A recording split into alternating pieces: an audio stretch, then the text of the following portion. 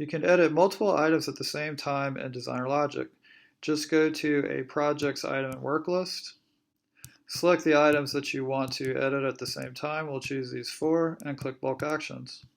Here you'll see the choices that you have.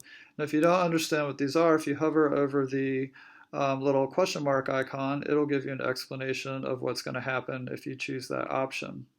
For example, the hidden option, if you want to hide these items, say you're done with them, you don't need them anymore, and you want to keep the project list clean, you can select this and that will hide these items from this main list, and you can always view them or get them back in the filter button if you'd like.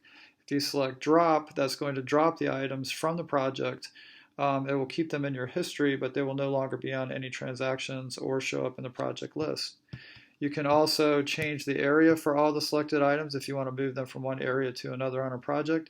And you can change the price status as well, if say you want to mark some to be determined.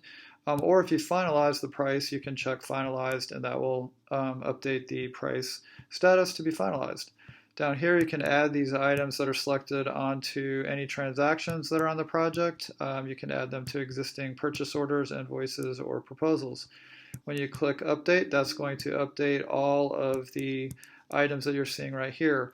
For example, if we have these items right here and we want to update the color code so that we can find them very quickly, we'll choose green in this case and we hit update. All we need to do is refresh the page and you'll see that these three items now have a background of green like we chose. So that way you can color code your entire item list if you'd like.